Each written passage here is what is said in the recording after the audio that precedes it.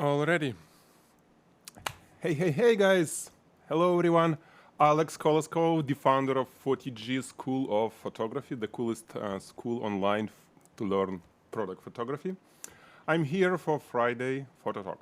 So let me see, how do you hear me? How do you see me?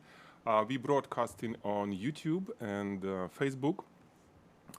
If you're watching us on YouTube, there is a chat, so please send me something saying, hey, I see and hear you well, okay? And if you're on a Facebook, please do the same. Let me see to make sure that everything looks good on my side. Okay, stream health is great now. We should have a good one, good speed. So, hello, Pauline. Okay, Chris, Morten. Okay, wrong link.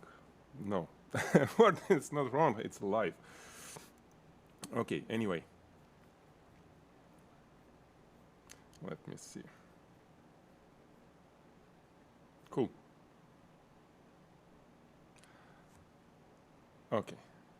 Hello. So, everything looks good, and we'll talk about things that, well, important for us, for all photographers in the world. There is a cool article posted on Petapixel. There is something happened in something in product photography world that we probably will discuss. But first, I want to tell you a little bit about a big change that we have on Facebook. Okay, well, sorry, on PHOTIGY. Facebook. I wish they changed layout or something. No, what I'm talking about is this. We have released, we never did it before, it's like the very first time. We have a plan that includes everything on PHOTIGY, so unlimited access to everything, well, except the certification program. Only one huge course, which is even not listed under this courses, is excluded. The rest, all Pro Club, all the courses that you see here on this page is included on the membership. Basically unlimited access to everything, and it's annual membership. So, what is going on? How it looks like right now? We used to have annual and monthly Pro Club, right? But now it's only monthly. There is no annual Pro Club for, well, there is no annual plan for Pro Club. Okay, if you've been with PHOTIGY, you know what I'm talking about. Pro Club, it's special membership program with the like tutorials, workshops, online reviews, with post-production, with everything, but it's completely separate from the courses. So we have this, and now it's $58 but per month, no annual. And the annual membership is only unlimited. VIP club, meaning you have access to everything. And the cool stuff that right now we run the back to school sale. So it's 35% off on either. You can calculate, it's super cool value if you want to jump, especially VIP club. This is something really cool. Okay, so this is the announcement. Well, it's not expensive. Yes, it's not expensive. I don't think it's expensive because if you look at the courses, all the courses that we have here, it's about, we calculated last time, I think it's 5,800 or something value.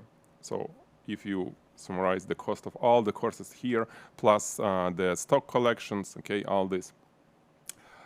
With VIP, right now you have, well, you can take off 35% off from $698 and see how much you pay to get access to everything.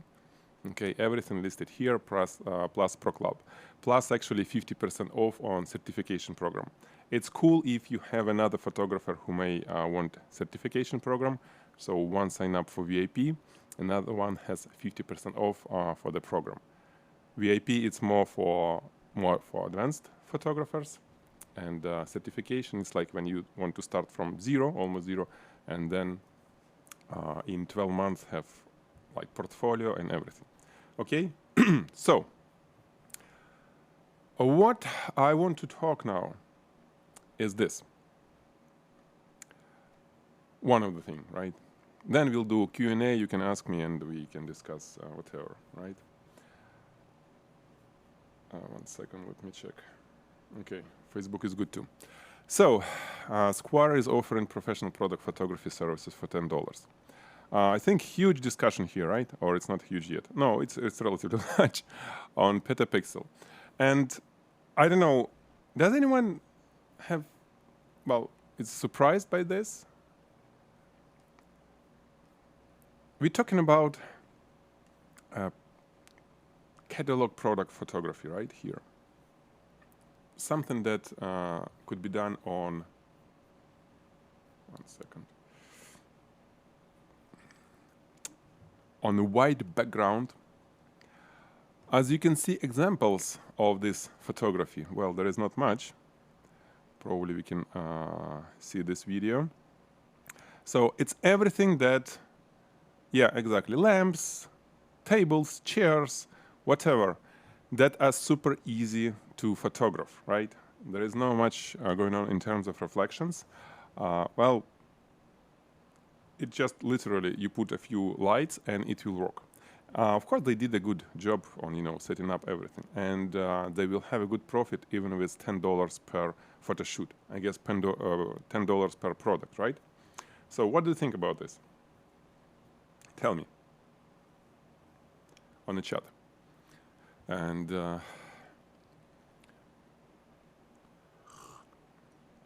I'll tell you if, well, if there is any surprise. Is it good or bad for us if you work as a product photographer? You know what is going on in general, right, in this life? It changed so fast. The whole, well, everything. AI coming, you know, people saying that, hey, many people will lose jobs and stuff like this. And this is one of the things, right, where you may lose your job, you may lose your business if you have been doing simple product photography on a white background, and if it was a main source of your income on your product photography, this may be a big thing for you, right? But think about this. In 10 years, everything that could be automated will be automated. Really, everything. I literally, when I go to bank to deposit some, well, it's crazy to even go to bank to deposit something because it should be done online. But anyway, if I go to bank and there is a teller, right, the clerk on the bank, who's saying, hello, have a good day, takes my check, takes my, actually, they didn't take even the account number, I swiped the card, right? And money goes there. I'm thinking, you know, how much intelligence needed for that person to work there? And how easy to automate it? Basically, it's like ATM machine, right? But ATM machine doesn't cost per year, I don't know, $50,000, $60,000, whatever they pay for the clerk for this, right? And of course, it will be gone. There won't be such jobs. In many cases, it will be no in stores, that it will be no sellers, you know, on the checkout, because it's easy, super easy to automate it. It's not needed, you know, the human is not needed there. Human gets automated when they work on such place, right? They've been told what to do. There is like specific instructions, and that's it. So they're not really at their full capacity as a human. And same here, guys, right? This is super simple photography, and it will be automated. And we shouldn't build a business based on this.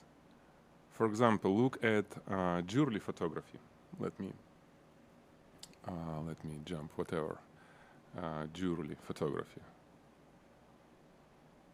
No, let's keep on this. How easy to automate jewelry photography?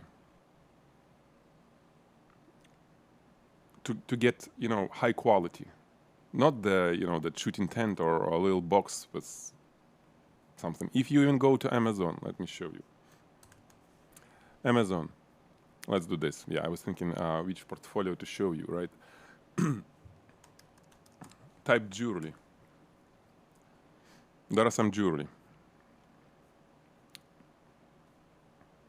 Let's try this and then it will guide us. So look at this. This piece cost $39. Actually, it's expensive. There is like whatever, $15 a piece, right? And look at this photography. It's a good photography, a relatively good photography, right? Look at this. I'm not sure, even though it's a photography, it might be CGI. Looking at this, it's either really good retouching or it's CGI. What do you think, by the way? It's hard to tell, right?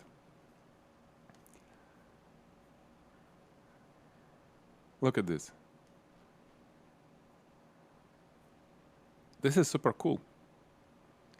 And it probably didn't cost them much to do such photography.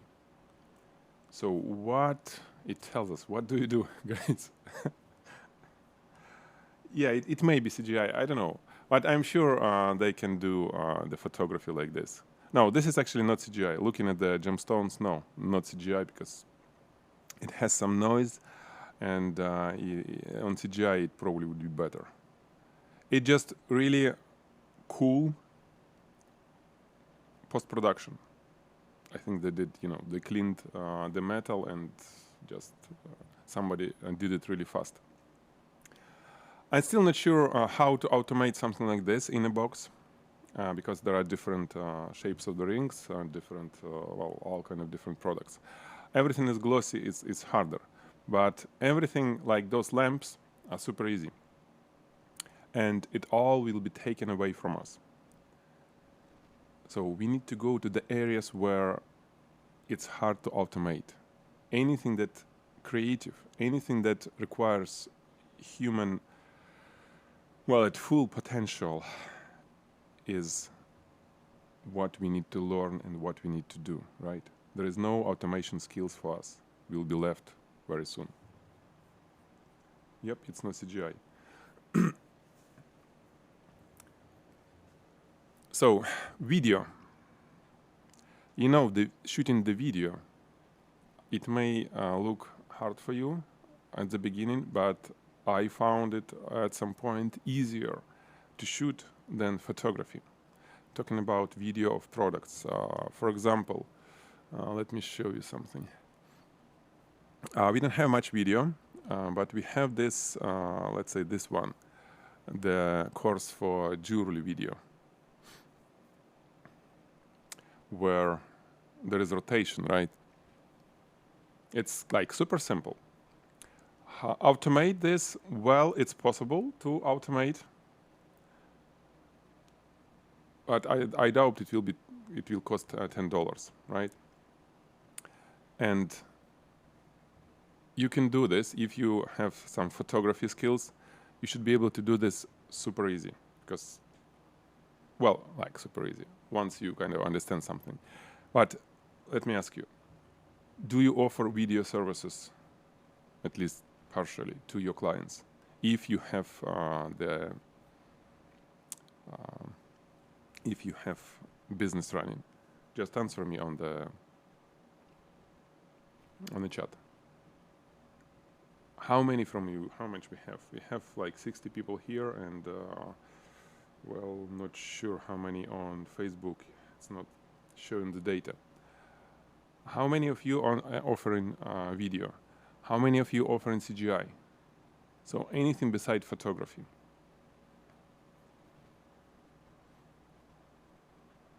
Yes, video included in VIP. I mean everything, and everything that since VIP membership, and now I'm talking about levels of membership.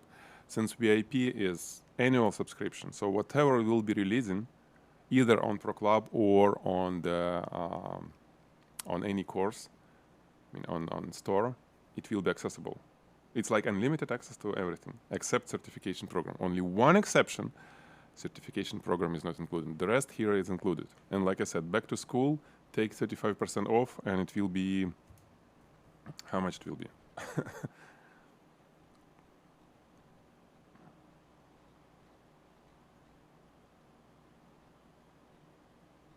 So it will be for $153. And if you divide it by 12, it will be $37 per month. So basically you have 37, you pay $37 per month, but one payment for whole year, and you have access to everything on PHOTIGY.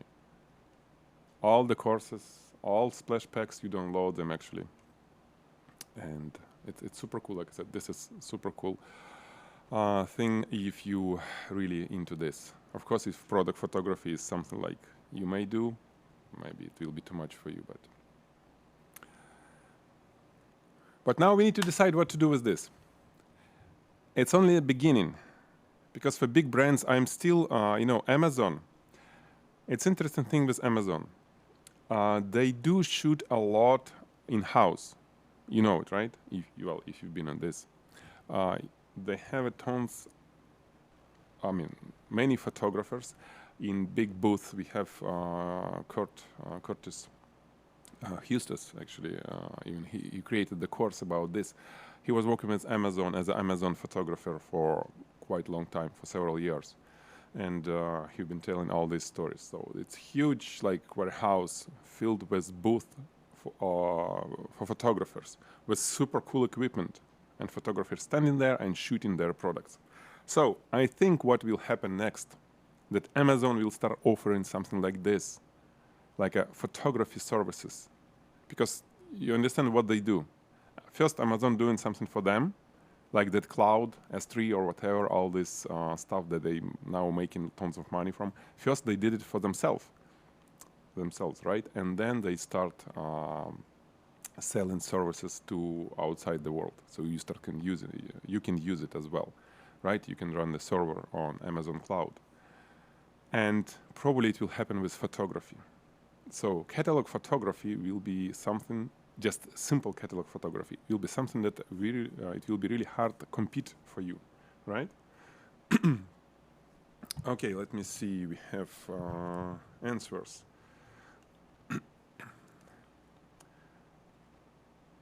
Okay, Zambor, I offer also 360 videos and on model.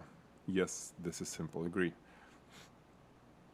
White background, lifestyle. Well, it's not about cameraman, I guess, but cameraman can help you to set up the whole thing, right? Because for video, you need to have continuous light, the biggest difference, right? You need to have continuous light.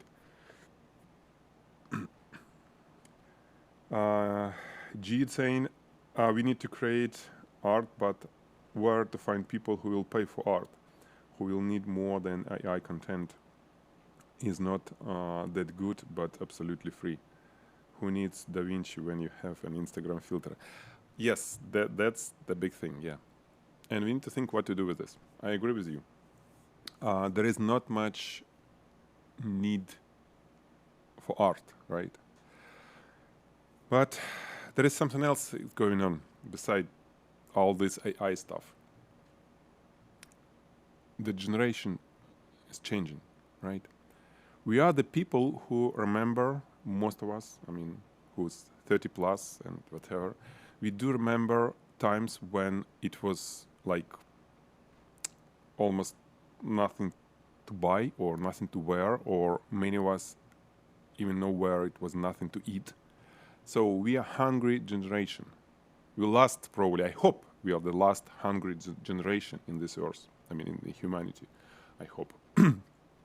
And we still value all those lamps, all those little things that we can buy on Amazon and play with them and, hang on and use and whatever, and change our clothes every time, every hour or whatever, every day.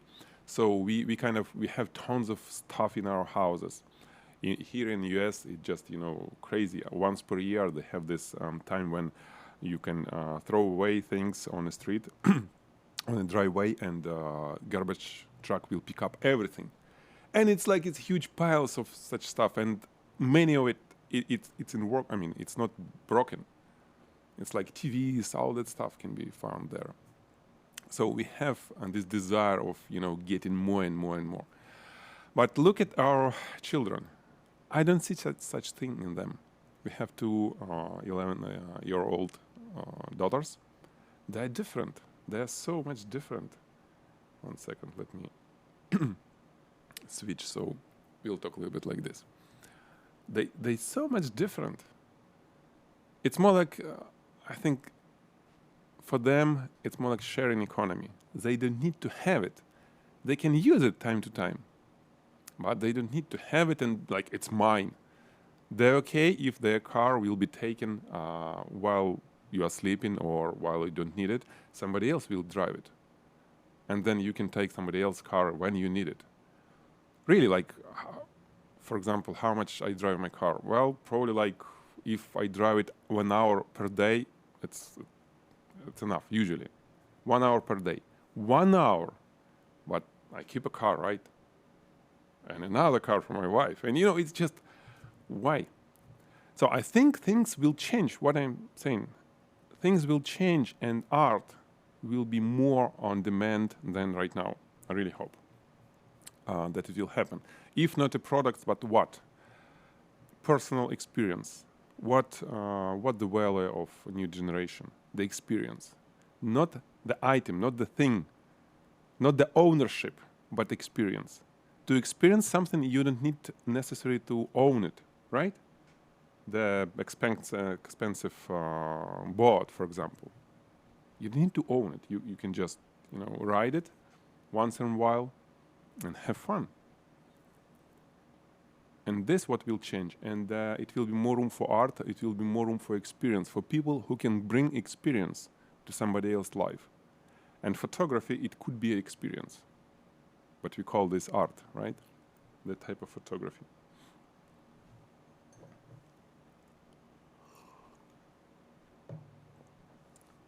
We need to create, okay. What else? Let's see.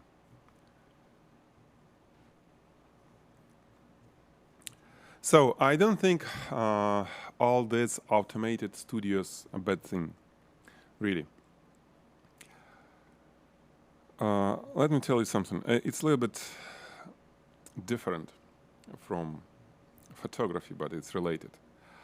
It's about future and about the new project that actually I'm starting soon.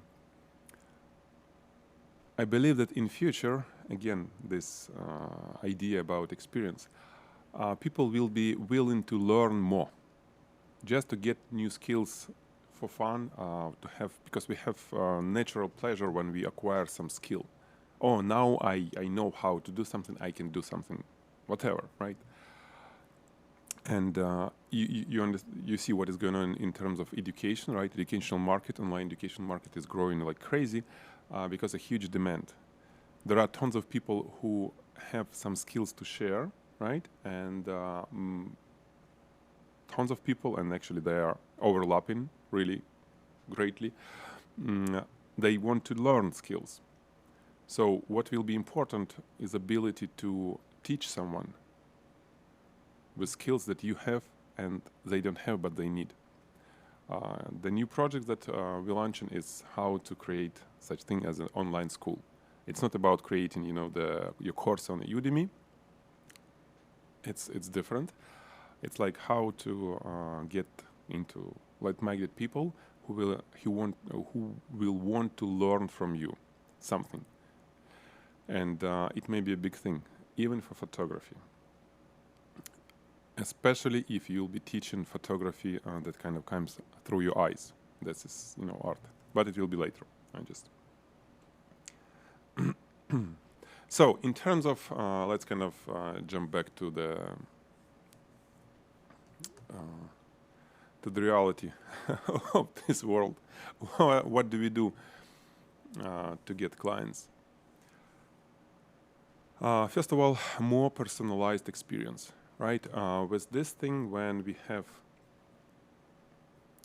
this Square photo studio, you send the product. I'm not sure how it works. You tell me if you know this automated product photography. You basically probably send them product and they send you pictures, right? Or something like this. You don't compete with them. You do something for customers that won't be covered by a service like this. Basically, it will be an advertising photography. Look at Instagram. It's good that you Jed, you mentioned Instagram. On Instagram, it's lifestyle photos most of the time. It's not a product on a white background. It's not gonna work. This is something more interesting, right? Even if it's without people, but there is some propping, and there is something that features the product the best possible way, something that interesting, something that not always customer can take such pictures, but by themselves. We need to do more and more of this. Our portfolio should be filled with some awesome pictures, relatively, maybe, at least for us, relatively easy to execute, to create. It shouldn't be, something crazy that takes a week to do because nobody will pay. Well, somebody will pay, but there are very few, right?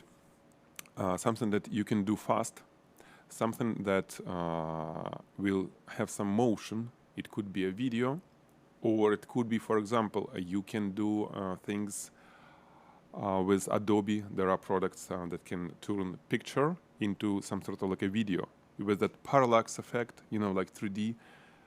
There are tons of products like this. I mean, programs. You can start using them. You can learn how to use them. You can offer it to your clients. Hey, what about if you'll create a set of such videos featuring your product for your Instagram, for Facebook, for whatever? Well, because nobody needs billboards now. You don't need 50 megapixel camera to do this, the coolest thing, right? You can even do it with your phone if you know how to shoot. By the way, guys, did you see this? Do you know that we have that? It's on super crazy discount now. I don't know, it's probably hidden, nobody knows it, that's why. Let me show you. 1 second. The iPhone photography, this one. It just, it costs nothing. It's just for fun. So all these pictures I took with iPhone with the window light, one window, no other lights, one iPhone, and I edited them on iPad, okay? And it's all kind of product photos, right? Some of them a little bit moody, some of them not. It's more like for Etsy, for eBay, sellers. But it's really iPhone. So it's not about cameras, it's not about all this, it's about how artistically you can represent a client's product. And I think this is the main area where you need to think and offer. Nice. Okay.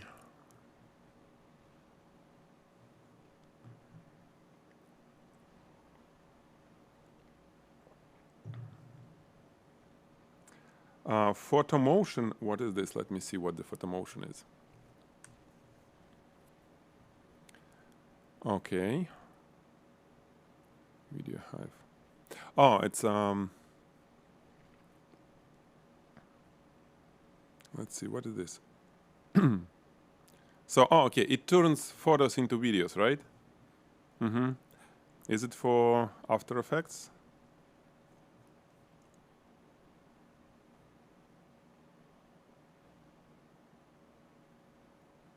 What is that? Or just standalone software? Looks like it's standalone, right? Yeah. Nice.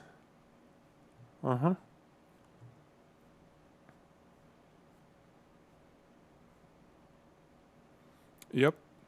Something like this. It won't be done by the services, right? They're really behind us.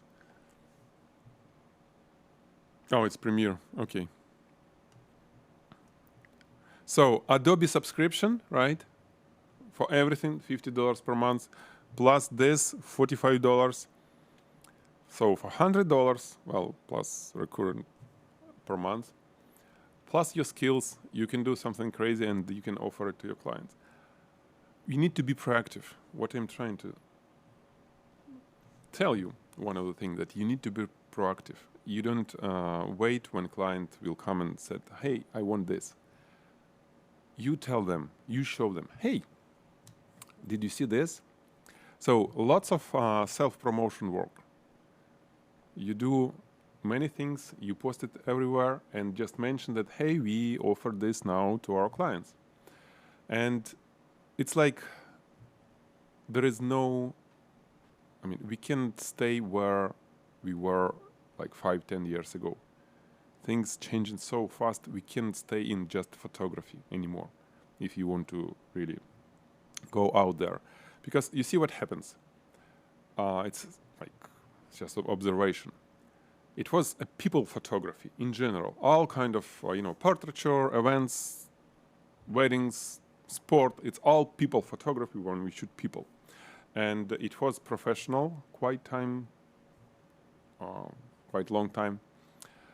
But with DSLRs, with mirrorless, with all the digital world, it's dropped a lot, right? There are tons of people who are not professional, and they still take great photos of any of this.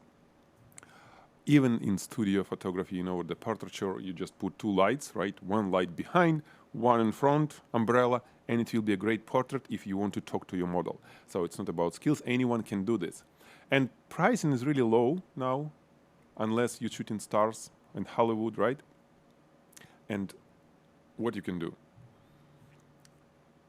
Again, being creative.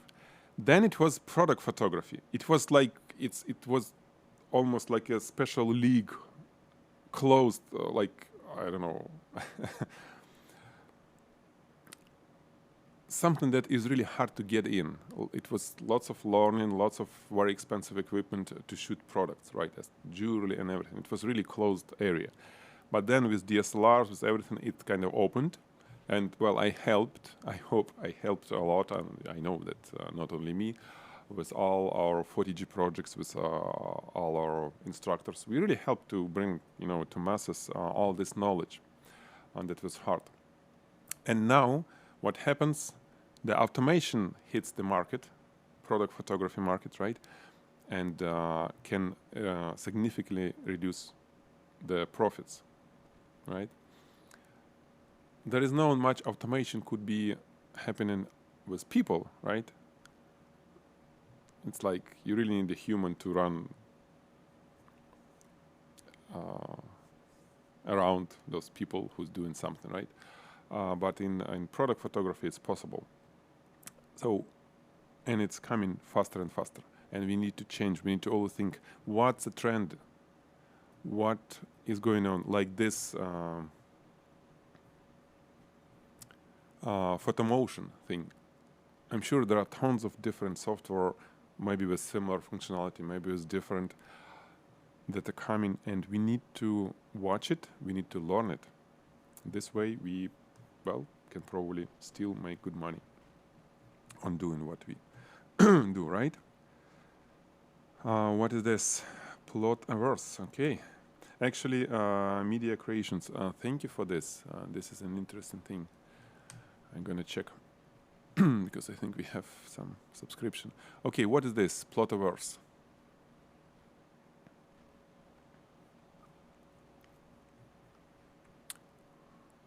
Huh, I was shooting something similar.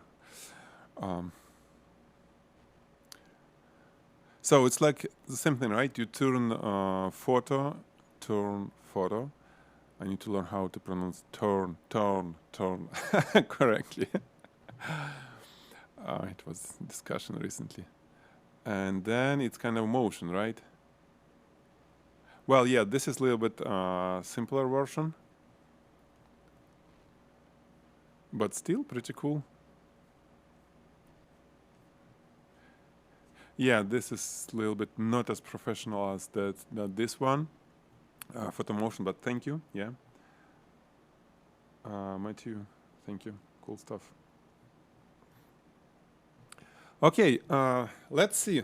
Do you have any questions? We can talk about anything now. We can talk about maybe new cameras, our toys that released recently. What the new releases? We have this new cool Fuji, right? Fuji 100 something megapixel, right? A new GFX. Then we have new Sony. Then anyway, do we have any Sony R7 4 no like this.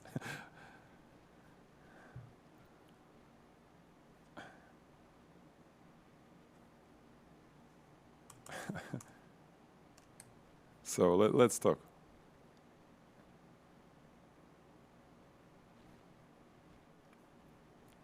Well, first of all, this one. You know, I have, yeah, it's there.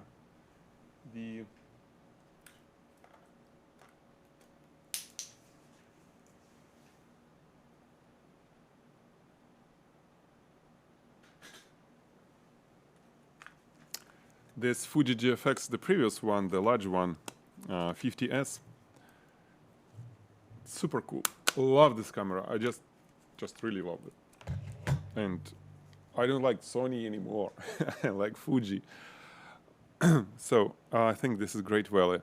But again, thinking about money, do we really need to have 100 megapixel? I know where we do need to have it.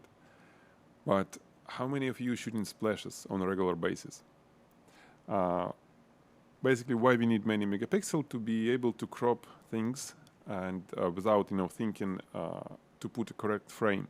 You just shoot it a little bit from far away and frame it later, right?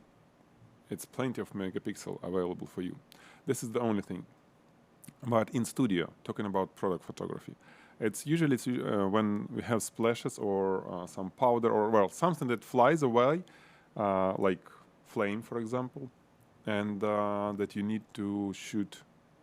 You better to shoot a little bit, further away to make sure that everything will fit in the shot, right?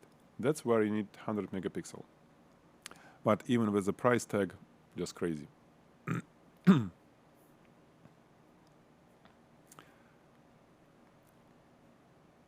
I love these numbers. I fell in the trap. We have many 9s on our pricing as well. But I feel it's so weird, Anyway. Morten, look at wedding photography fully packed with photographers waiting for customers. That's a super hard market. Yes. Many of this. I can tell you one thing, on every market, any market, especially here in Silicon Valley, with lots of startups and all these tech companies that want to get on the market and kind of dominate. It's really visible. Who wins? There are two things. Two types of winners that I see here. One, companies who has tons of money. They basically, buying everything. They buy in the market. They can be new, but they have, millions for advertising, and they just take in market, just flood in everything with advertisement, and they grab. There are only few of them. I forgot. There is something I think from Google. Now they compete with Amazon, but basically just some sort of like the intermediate between the buyer and seller. Well, I forgot. Anyway, they spending all of their profits and everything on the advertisement. And the second type of winners, when they have something really new, something unique that people just grab it and spread all over. And if you don't have much money to advertise everywhere with your photography services, you probably need to be the second type. You always need to offer something unique. It may be not new, but it should be unique vision. Something that will make customer want to come back to you. And it's up to you. There is no recipe of what to do, but it should be something that linked really well what you have inside yourself, because it should be a function of of some abilities that only you have. Your personality, your individuality, if you want. Okay. It just works, but the reality is this: you really need to kind of bring it to the table, and then it will work.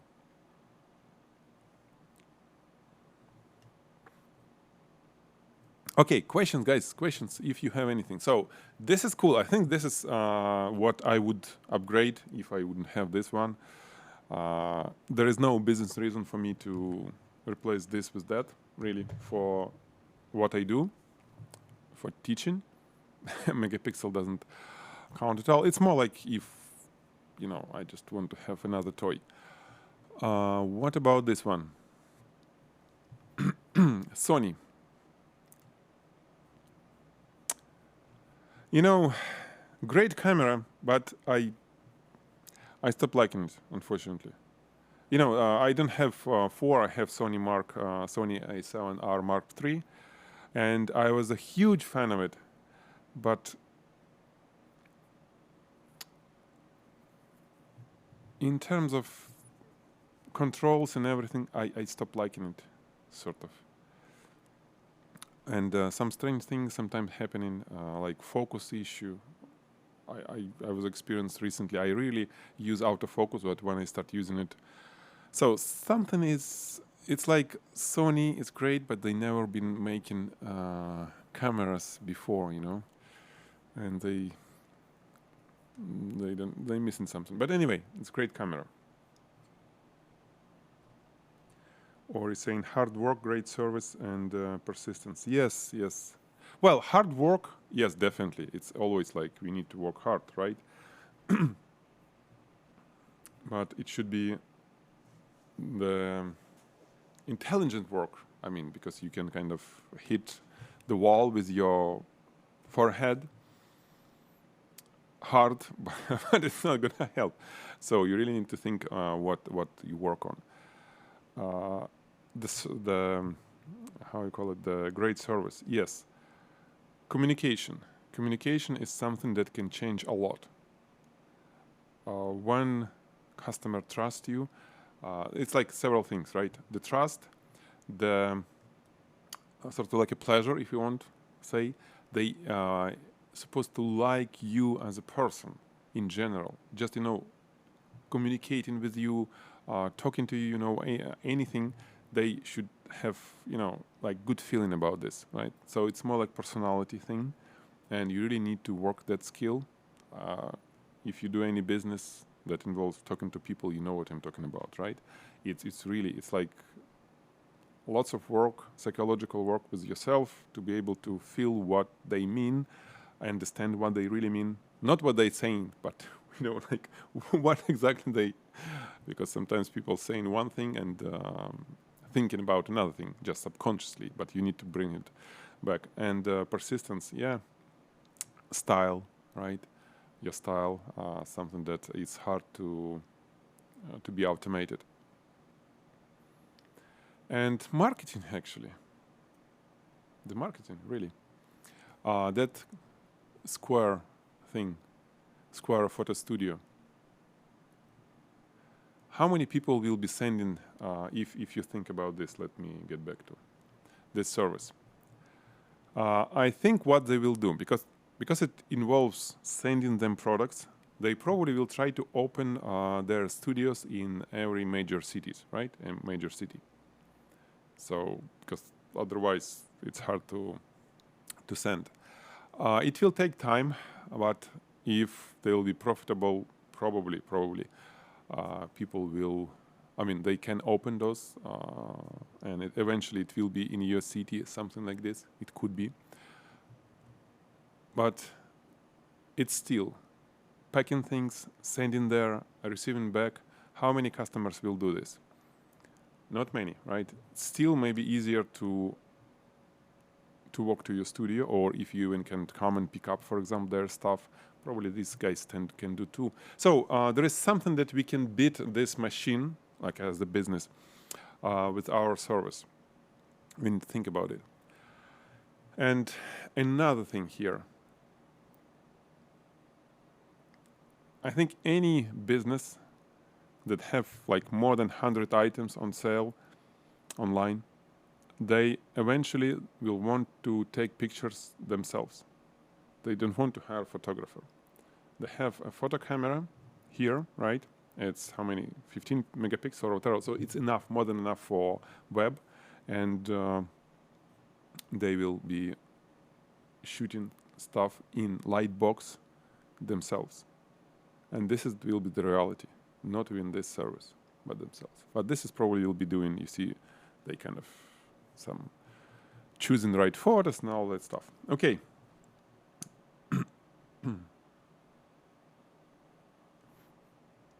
Questions. Continuous lighting with strobes. Can we have your thoughts? Pedro, continuous light via strobes. Okay, cool. Now we talk about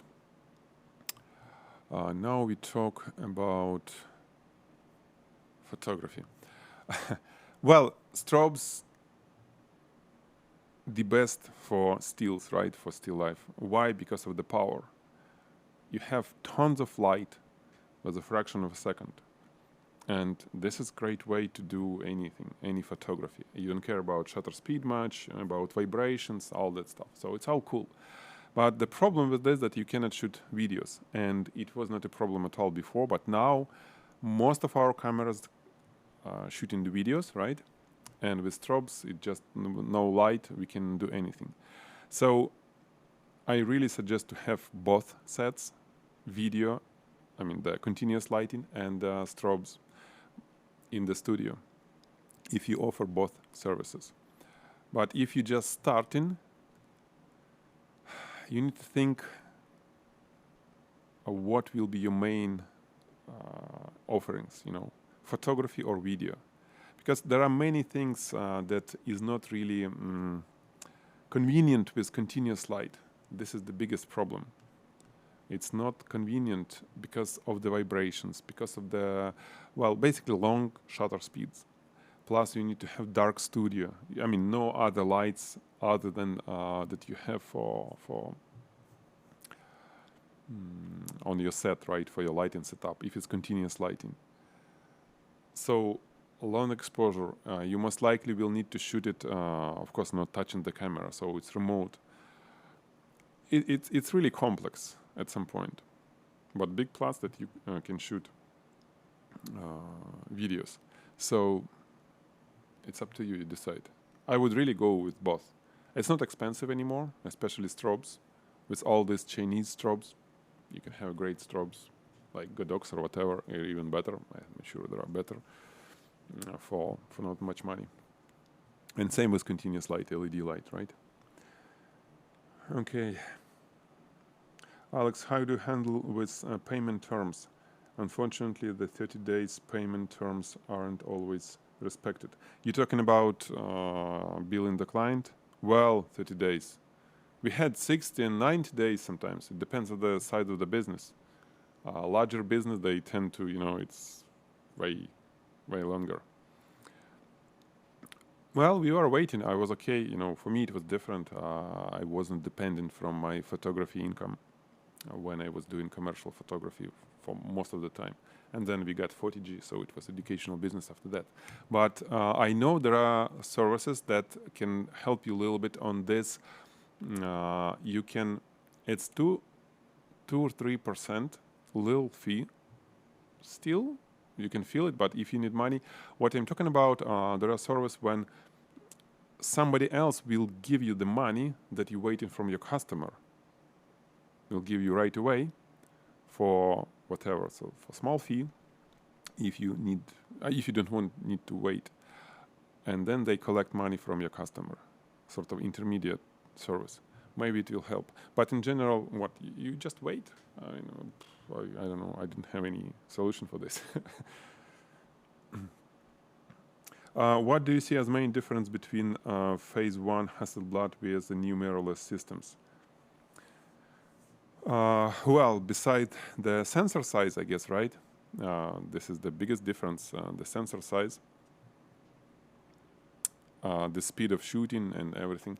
You know, as it always was, 35 millimeters was more for people photography, for sports, for events, something that you need to carry camera with you, and speed of shooting, you know, autofocus, all these things like frame rate was important, so it was smaller cameras. And larger cameras was bulky, was didn't have probably much fast autofocus. Many things wasn't as good, but it was a great image quality and cool bokeh and all this because of the depth of field, because of the large sensor. Of course, now it's like less and less difference in terms of the quality, but still, I don't think they will make 100 megapixel useful sensor or usable sensor in 35 millimeters camera. It will be just too many pixels, you know, pixel density will be too high. So it will be higher megapixel quantity in larger sensors. So this is why Phase 1 or Fuji actually the best, really Fuji. Hasselblad is great, but it's really expensive. If you need, well, to spend money, it's a great way. It's probably better than pay taxes, especially if you're in US. Although I didn't say this, but anyway, it's still 100 megapixel for $10,000 right now. Wow, it's a good. Okay, shipping is not an issue. Yeah, I know. For many businesses, it's not an issue. That's true. I see. Hi Alex, any recommendation for macro lens for Sony A7R III more than 50 millimeters right now? As I need to keep my jewelry a bit far from the camera to reduce reflection, black dot from the camera. Yes, it's actually a cool question. It's my best lens for jewelry photography was this. I'll tell you, I'll show you. Was this? Yep, Canon 180 millimeters macro. It's L-class lens, okay, meaning that really good quality lens. You can tell by price, and it's 180 millimeters. I don't know other lens like this. Maybe I just don't know it, but really. So if your camera, you're saying about Sony, but you know there is adapter. And you don't need to have autofocus. So adapter will cost like $20. Well, a good one maybe like $50. No autofocus, nothing. Just Canon to Sony mirrorless adapter, right? And this lens is great. I mean, it's just amazingly good lens. And it will work the same way with the adapter on Sony, right? Should be no, I don't think, any major difference because the sensor are the same. There are not lenses in front of the pixels, nothing. I mean, no such thing. So it should work the same way. And I really recommend this. This is that I know that this is cool one. This is a really cool one.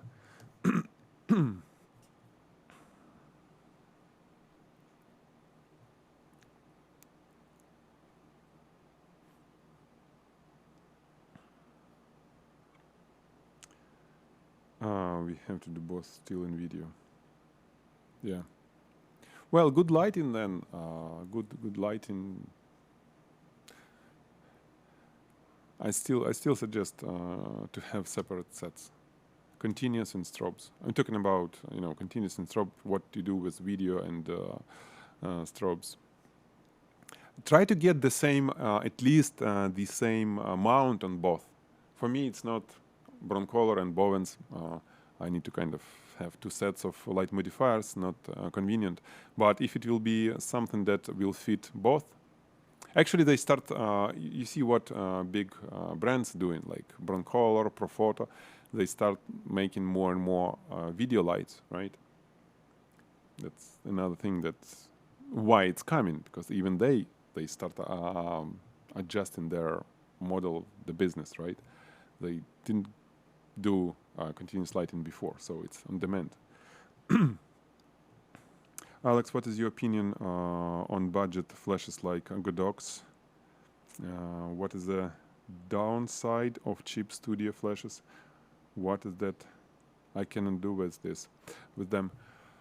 Well, when it comes to the money, the downside usually Godox, what you said? Godox is for 100. Right? There is something I didn't know. Let's see. No.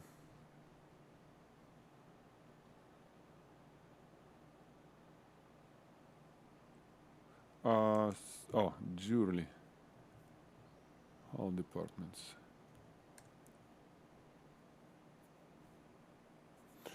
It couldn't find this, but anyway, yeah, I got your question.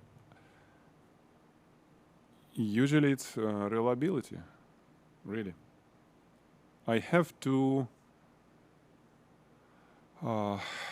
okay, my story, right? I can only tell on my experience and from I heard from other photographers. But first me. Like, strobe that I was using. It was something at the beginning, I don't even remember the name. And then it was Alien Bees, white lighting. Then it was, I think, Broncolor. Yeah, after that it was Broncolor. So I had replaced, I mean, I was sending for replacement, for repairs, I think 2 or 3 times my strobes to white lighting, to Policy Buff. They have great products, but talking about reliability and pricing, right? But for example, Einstein cost like $500, right? With all this digital stuff, with stopping power. Broncolor cost whatever, $10,000, let's say, put with the head and the actually Cirrus, okay, $1,500, right? Let's kind of be monolight. I don't know about Cirrus. I have old graphite packs that I bought used like 7 years ago, maybe 10 years ago now. I had no issue with any light that I had other than I broke it. You know, if I drop it and break the lamp or something, it was me. The rest, it was... And this is why it costs money. So same with this. It may be not as reliable. You may need to have extra lights all the time because it may fail during the shot. And if it's shot for the money, good money, but whatever, it should be done, right? You cannot really say, hey guys, my light is broken and I couldn't continue. Not professional at all. You always need to have some, extra stuff, but with these, with non-expensive, you need to have more. It's almost required to have it sitting on the shelves, waiting if something goes wrong. I have Godot's continuous lighting, LED lighting, and I didn't have. Well, yeah, I do have two issues actually already. One light is green at the beginning. I should ask for replacement, maybe not. I don't know, but it's a greenish hue. It's really different from the rest. Yeah, and it's 200 watt. It's different color with 100 watt series. The same series, just different brightness, different power. I couldn't use them together on critical situations. Okay. And another one, that one light is start giving the, how you call it, when it's like flickering on the video, when the shutter speed of video camera is kind of close to the light frequency. I forgot flickering, right? This is how it's called. So one light started flickering. It was on the test we released on YouTube, and it's like, wow, I didn't know. It was okay before, and then it started doing this. And it's, of course, out of warranty already. So this is what the biggest difference. Oh, for 1,000, they don't have, okay. Well,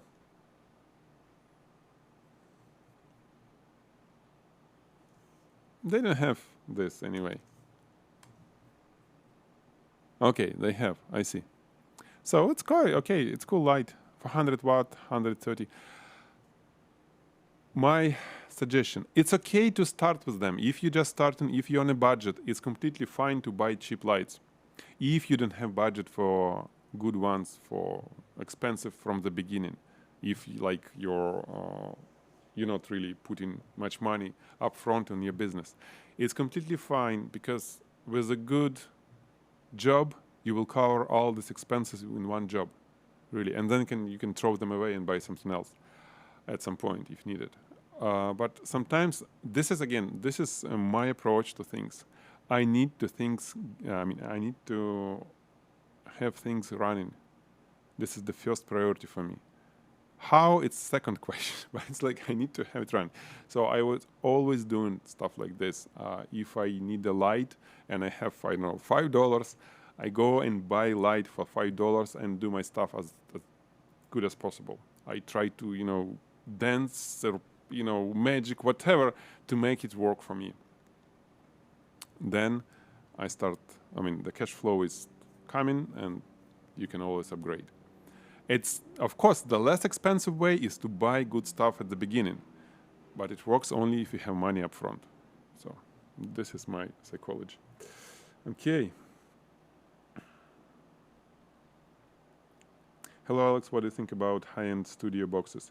There are ones that come with powerful LED lights and reflector and diffuser. Give me an example of such boxes. I don't think that they will work. They only will compete with services like this, really. If you buy expensive large light box with some adjustments inside, there are, I know, a couple $1,000 you can have it. But you will compete with these guys. It still will be something on a white background, and I can easily outperform any box with 500 lighting setup. Really, I will 500 lighting setup, I'm talking about from zero. I have nothing, like empty floor. Give me $500, I buy stuff, and I will outperform any light box. Really, I will just buy some lights, some diffusers, huge one like this. I have it here, right? This large diffuser.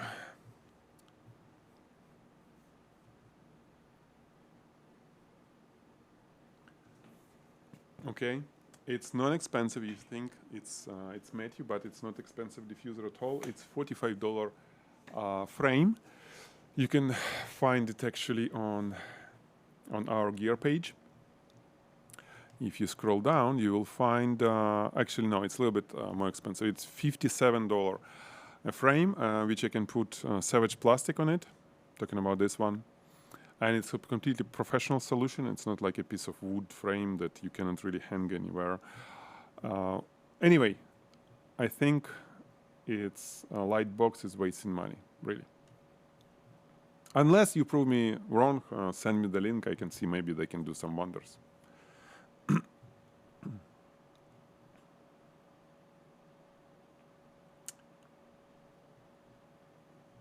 Evgeny, привет.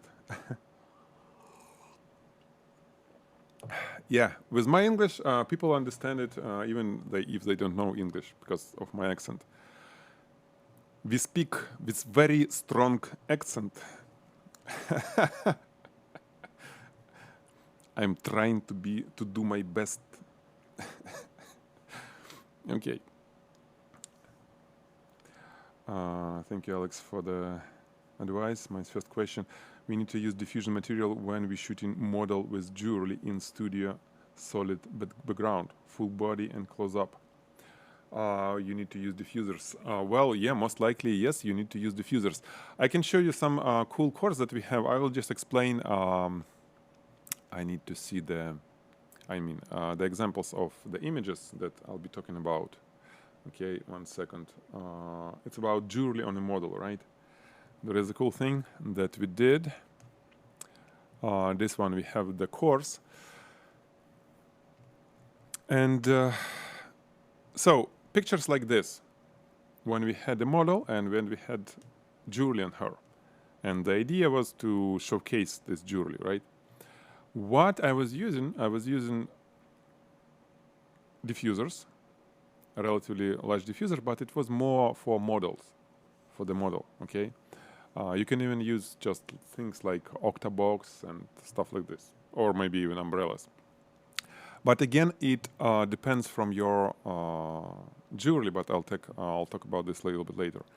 For jewelry, I was using spotlights, tiny spotlight. It was crazy. You didn't see, let me show you before the, for example, this is before the post-production. Look at this, look closer. You see the light around? So it was real tiny piece of light, projected only on a bracelet. And then we in Photoshop we just make it like this. So it's not. But it worked because of the jewelry. You see, there is no metal, almost no metal. It was huge gemstones. Gemstones like direct light. I mean, they look good at direct light, relatively sharp light is fine. They don't need to have large diffusers. If it would be a metal, lots of metal, let's say rings or whatever with metal with a little bit of gemstones, then definitely diffusers. Large diffusers that will work for both, for model and for the metal. Otherwise, it will be bad look. The metal needs to have nice diffusion. But you know the twist, right? It should be sharp cut of lines. Don't make it look like a plastic. The biggest issue when people put too much diffusion on the metal and it doesn't look glossy. It looks like plastic, like a matte surface. The biggest issue. Well, we teach this. If you want to learn it more closely, guys, we have this back to school, 35% off on everything. For example, this course will be, I think it will be almost less. No, it will be less than $100. I think it's a really good price. Yeah. Okay. What else?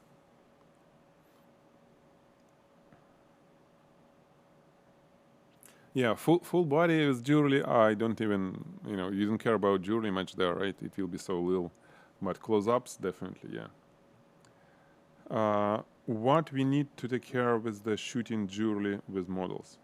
Okay, so I think I kind of answered this. I hope. Right. Check it out. I can bring this to the chat. The link to the course. And it has post-production, everything. And it was 2 instructors actually. For the model, for everything, we have Christina Varaxina. She's great. She's, well, now she's in New York, but she was here. She's really artistic person. Okay, let's see more questions. Oh, in Russian. Okay. One of the last questions. Instagram only allows MP4 video and must be smaller than 20 megabytes inside. Oh, really? There is a limitation? Okay, maybe. For the story, right? Because not for IGTV. So I always end up uploading a video with lower resolution and different colors. Any ideas? Well, we never had this issue. I use Final Cut. We use Final Cut. Most of our editors on Macs, so it's Final Cut and compressor. And for Instagram, we use 6 megabit per second encoding. You may think, oh, it's too low, but that's completely fine for the little screens of our devices, the phones. You don't need like 20 megabit or something. And everything is, we just upload directly in Works. So, I don't know. There is no issue. Instagram, it's a different thing, right? You don't need to think about quality there. Quality of, the video itself. I mean, the, how we call it? The video bandwidth. We think about what to show, it should be something eye-catching. This is way more important than those pixels and all that stuff. So really, it's like get 4 megapixel, whatever. Oh, sorry, not megapixel, megabit per second. Encode that video and it will look good.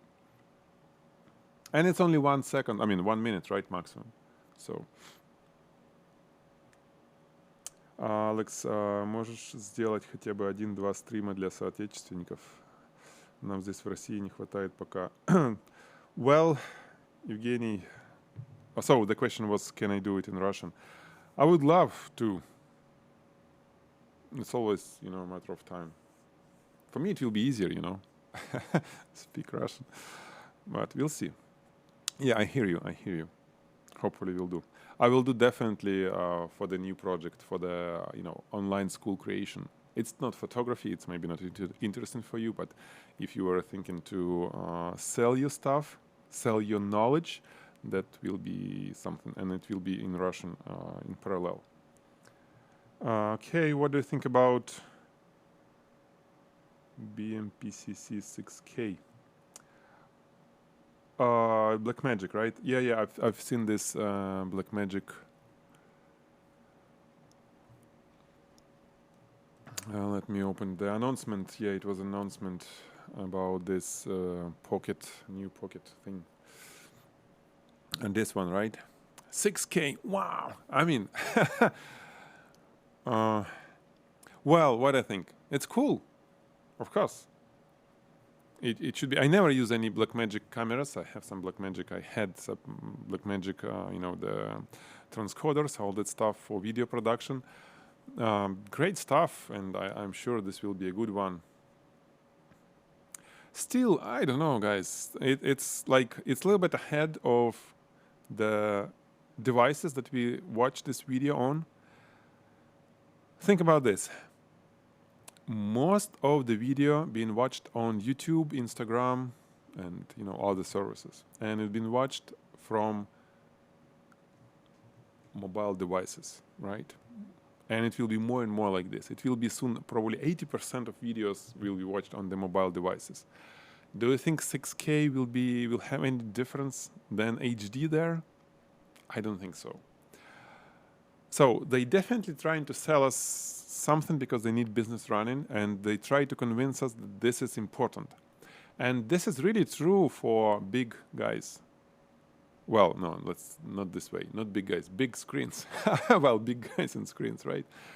But just think where your video will be watched, and do you really need this? So technologically, it's a great thing. But business-wise, it's up to you. If you shoot, for Hollywood, if you shoot for big screens, big projection screens. And again, what projector can do 4K? There are some projectors that can do 4K. How many people have them? Maybe not that many. Like 10% maybe. The rest is just HD. Maybe even less than HD. So it's really like the rest of the market, where it all plays, is really behind. And if you have money and you can do like a percent to yourself, so little baby inside will be like, hoo, I have this camera. It's great to to kind of play with your baby, with the internal child. But thinking from business perspective, I don't think that most of us need this 6K.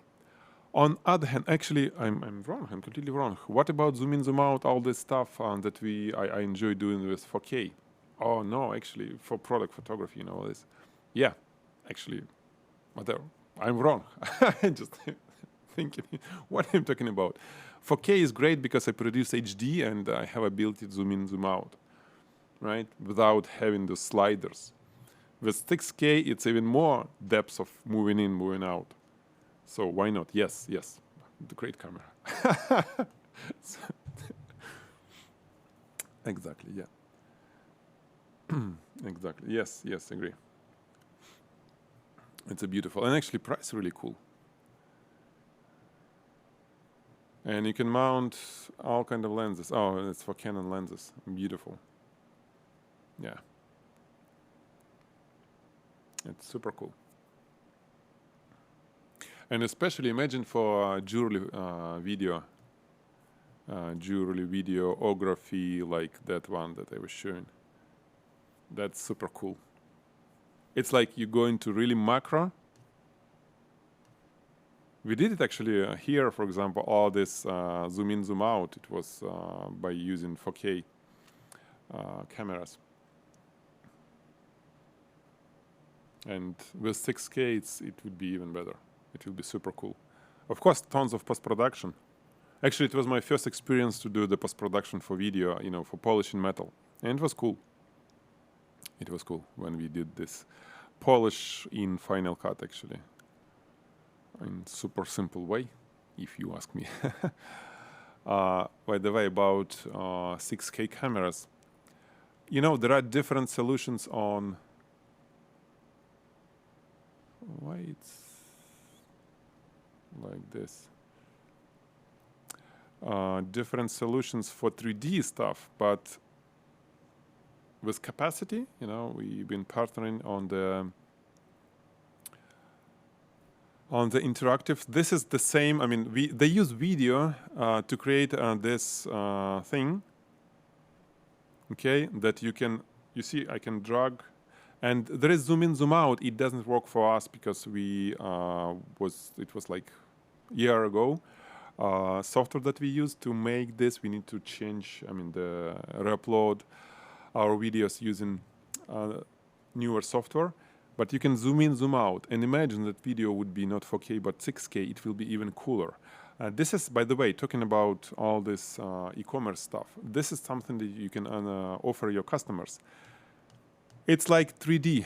You literally can shoot stuff for them, and they can put on their website 3D model. It's not real 3D model. It's like rotation. You can rotate it all the way, but only 360 because that was the video.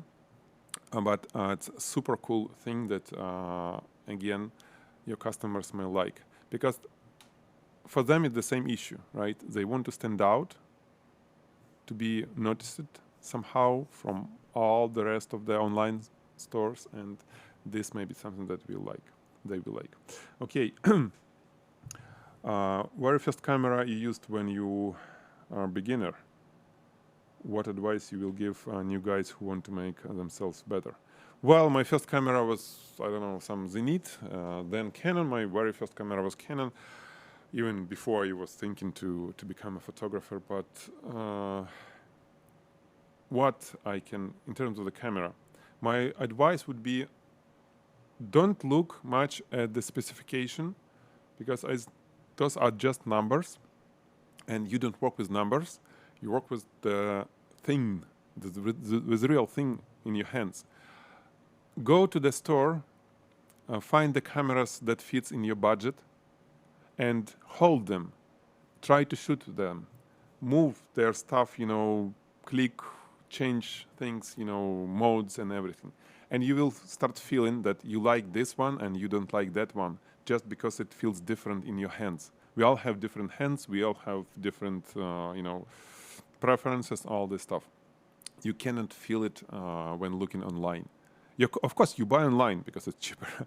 But first, go to store and find your camera. It should be love, you know, mutual love. Camera loves you, you love the camera. Oh, I want this. I feel it like it was, you know, I was born with that camera in my hands. Then it will be your first camera, and, you know, everything that begins from love, it usually, at least, I don't know how it ends, but the journey is usually very cool. So this is what you do with your first camera as well. Okay. Okay, thank you for sharing knowledge. For last 4 years, I'm doing just products. Yes, I have learned a lot with you. Thanks. Okay, thank you, Paolo.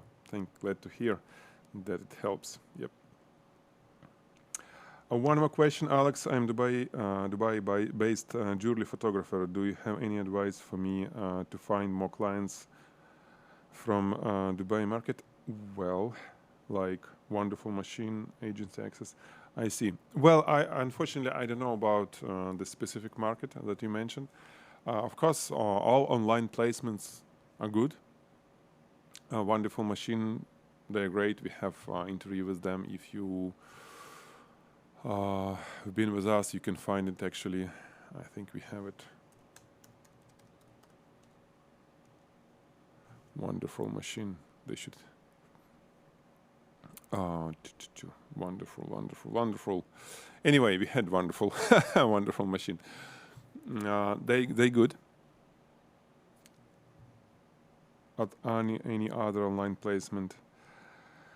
Did I tell you my story of how I got stuff to shoot for the course, for that jewelry e-commerce course that hopefully we're releasing soon? I went to a store here in Los Gatos. I walked in and said, "Hey guys, do we have owner so I can talk to him or her?" And it was the person, and we talked, and I got things to shoot. For me, it was I needed fine jewelry for the course, I don't have like a couple thousand cost. I mean, expensive jewelry, not worn. I didn't have for the course, and I want to use it for the course instead of some cheap stuff that I can buy. So I just borrowed it. But we talked, and she said, "Hey, yeah, I need photography as well," even though I didn't offer her services. And it worked, you know. I mean, I'd still not shooting for her because it's not my business. I'm not interested in shooting for clients. But if I would need, I would probably will just talk to owners. Maybe. You need to be really good salesman, but I think it still works if you just, you know, find and talk. But I don't know how it's in Dubai, unfortunately. No, maybe it doesn't work at all for you. I don't know.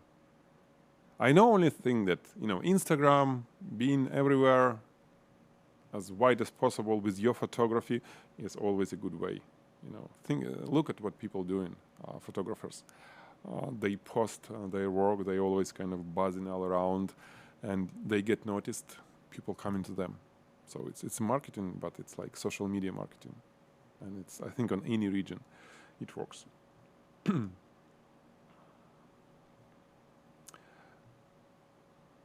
Why I'm not, I never look for Nikon stuff.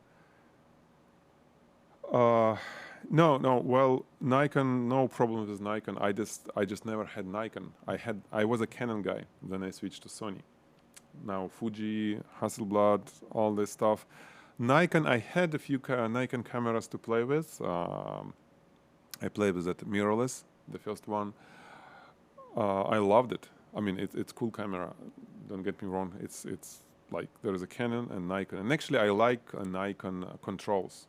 It's better than Canon, really. I mean, for me, when I hold it and it's like all the buttons in the right places, and there are so many buttons. I love buttons. Once I learn where each button is, you know, where it's placed, it's cool. But I don't think it's, you know, camera is not that important, guys. Camera, it's like a car, Toyota or I know, or Honda, Lexus or Infiniti or whatever. It doesn't matter. I mean, it's your personal preference. It has nothing to do how fast you will get to the point where you driving or whatever. It's a matter of budget, right? Because there are luxury cars, there are lower, higher, super higher, and your personal preference within that range, within that segment, right? Same as cameras. There is no bad cameras. It's just cameras that you don't like to work with. And there are sometimes cameras that not really well in terms of the brand at all, the whole thing. But usually it's cameras that, well, brands that never was making any cameras. For example, I know people who hate Sony. And there is a reason for this, because Sony has different, like, philosophy behind their products. They're not a camera making manufacturer. They, well, the brand, they never been making cameras, and they may not know photographers' need as well as Canon or Nikon or Olympus. I think Sony bought Olympus. This is why they started making cameras, right? Anyway, it's too much psychology and too little of the real stuff. And it definitely won't affect your business at all. Business is like you buy least expensive, you invest less money, you get more profit. This is the only business language that works. If you put too much money, you need more time to make your business profitable after that.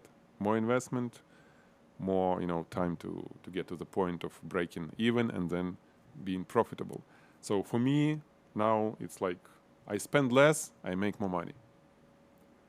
Before, when it was hobby, it was different. More money, I feel better. On hobby, it's a completely different thing. I buy more expensive camera, I feel better. I buy less expensive camera, I wish I can spend more money. But it's a hobbyist approach to this. On a business, it should be opposite. It's like, what are you talking about? Money in or money out? That's it, right? Yeah, Nikon is great.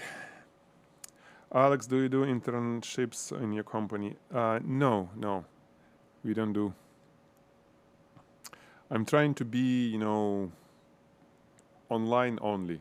This is the best thing for my business. And so if any internship can be done online, then yes. But we are in different business. We're not in photography business. We are educational business. So it's production, you know, tutorial creation, all that kind of stuff. It's different.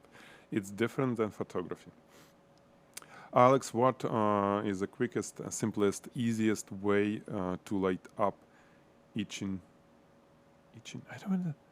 Or glassware? Etching? I have a problem. But glassware, I understand. Quickest, simplest, easiest way to light up glassware. Let me think.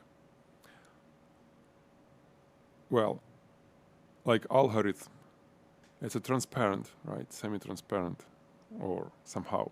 So you need to have light on the background. So you start from the spot, right? First. Then since it's glassware, it's glossy, then you need the light that will show its glossiness. So second light would be some side light for the sharp reflection. Okay. You got it, right? Let's jump on some example. And the third light would be something that will show the shape of our glass.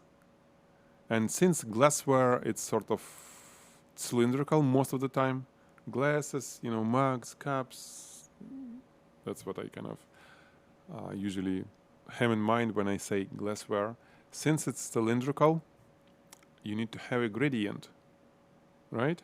To show the volume, to show the 3D look of the product, so it's not flat.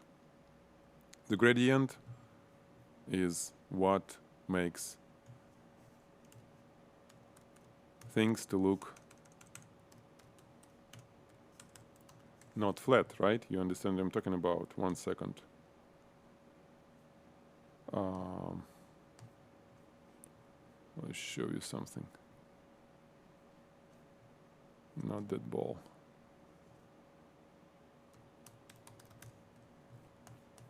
One second. It's very easy to to illustrate. So you do circle, right? Circle look like a circle, not a ball, when it has no shadows, no gradient, right? You add a gradient like this, it become a ball immediately, right? Or sphere. Same with a glass. You need to add the gradient. So the solution is this: 3 lights, 1 behind for the spot, so it's like a vignetting with dark edges all around, or white background if you need, or black, it depends. We actually covered this on certification program really well if you want. Second light on the edge light, just a strip box, and 1 more light behind the diffuser from other side to create a gradient. This is it. I'll try to show you if I have anything like an example of the glass. No, I don't have it here. It was too boring to post here. So we have it on the program, but in general, like this. What I told you is this: spot behind, but it should be just a white spot in most of the cases, right? This is the gradient. Okay, you put strip box behind the diffuser, and this is just a strip box on other side. This is your glassware, and it will work for any glassware. Okay.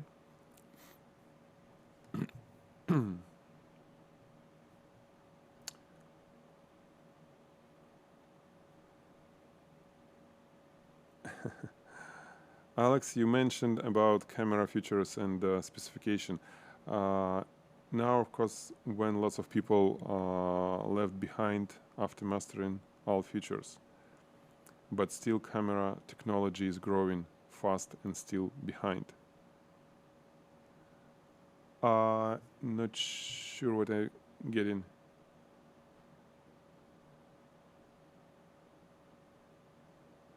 Sorry, I didn't get. Cameras technology is growing fast and still behind. Behind what? Who is behind who? behind our imagination or our demands, maybe, but it's cool. Frosted glassware. Okay, frosted glassware. Frosted, then you don't need to have diffuser probably. Yes, for frosted, you don't need because it's already diffused. What I told you, spot behind and some light on the side. So 2 lights will work. One behind, one on the side, just softbox. And since it's frosted, it will work. Even if it has some glossy parts, it will work too. Frost, it's easy. It's super easy because it's matte.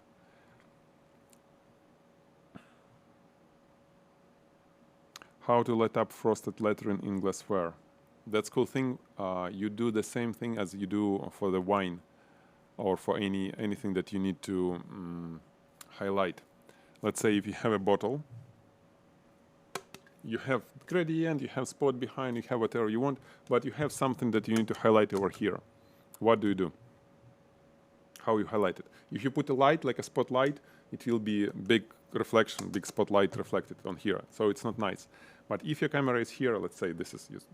Camera is here looking like this, or let's say camera is here looking like that, it doesn't matter. Or like that, but it's not a good idea. I usually put light from behind, oh, I'm sorry, from underneath, okay? I put a spotlight, let's say snoot, through honeycomb grid, snoot plus honeycomb grid. And I hit it like this, from the bottom. The table should be very little or no table, but a stick, whatever. You will hit it, it will highlight frosted letters, and you won't see any reflection from this light from glossy surface, because the reflection will go not in the camera, but on the ceiling. Your camera is here. To get reflection, you need to have light somewhere like this, like that, but if it's from the bottom, you won't see any reflection. Try it. I covered it many times, on even. If you go to YouTube, PHOTIGY YouTube, you will find there are plenty lessons on this, but in general, it's like this. You highlight it from the angle that you won't see any reflection from it on the glossy parts. And matte part will be highlighted because it will diffuse the light. You don't care about angle on the matte. It's like, okay?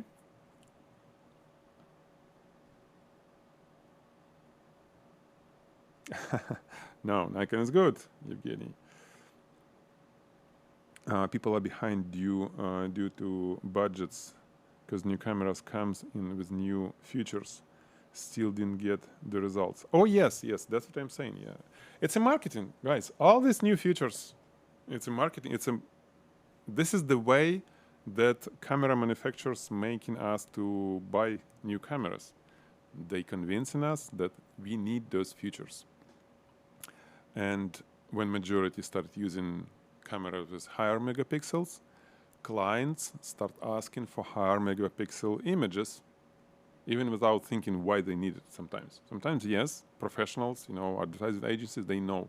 But if like somebody will come and, oh, do we have like 50 megapixel camera? And you said, oh, no, I have only 22. They said, no, I don't work with you. Of course, it's marketing, but we kind of make it work because we've been led. They make us to believe that we need it. And it's fine. It's always the whole marketing, right? Steve Jobs, what he's doing. He was doing something saying, hey guys, you need this.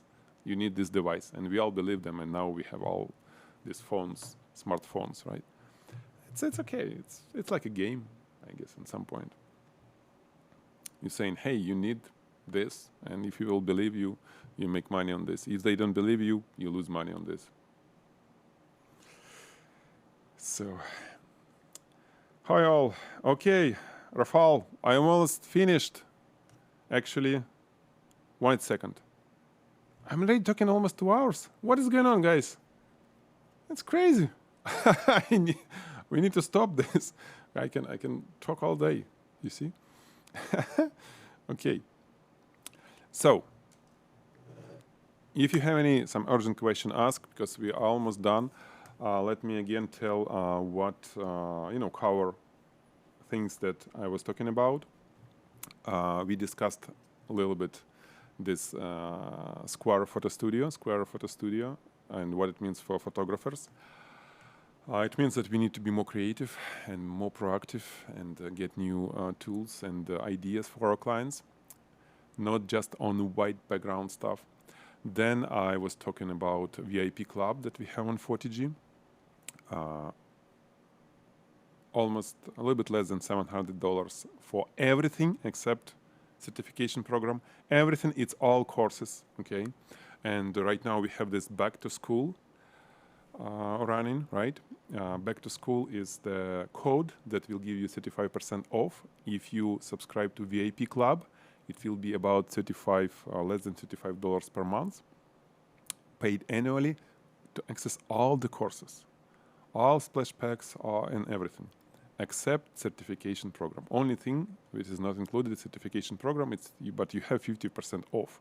So if you come together with somebody who will get certification program for half off, and you will get the rest for $35 per month only. Pro Club now only monthly membership. There is no annual membership, and there is free. And basically, when you create the account, you will have free course. But it was there. It's not really new. Okay, and this is what we have on PHOTIGY. Plus, of course, the new workshop. Have you seen it or not? But we released a new workshop where I was shooting this composition, and Artem Pisarevsky did the post-production. It was cool. We used that fake eyes, and well, cool stuff. We have on YouTube, if you hit the YouTube, you have the free tutorial, like 5 minutes tutorial for the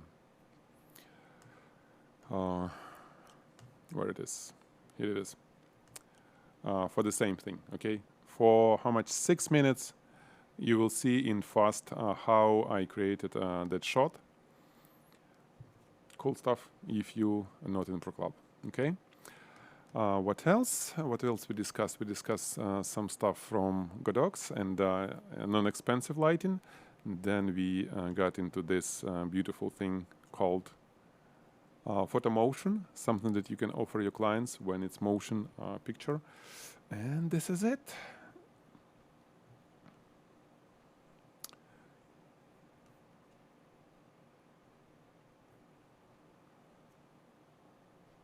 Hi Alex, can you make tutorial for new 360 video of jewelry? I don't have Dell laptop. I can't use Apple KineFat Pro for editing. I see. Well, so you need different post-production. Well, it's possible to use the same course, but basically it looks like you need to other option than Final Cut. Probably Adobe, right? But Adobe, well, it's not that easy as Final Cut. Adobe, if you run Premiere Pro and After Effects, it's crazy.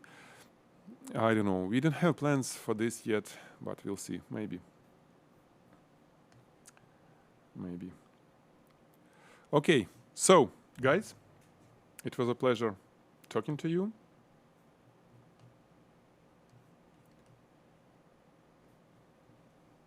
I hope to see you next time.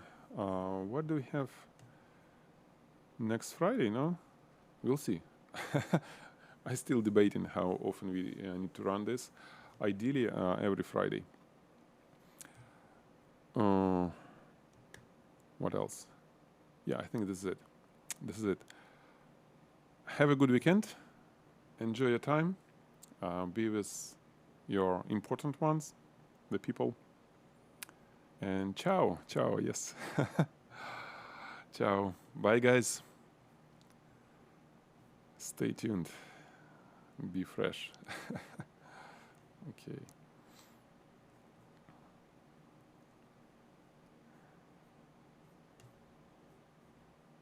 I'm wondering how I can now stop this. Oh, I see now.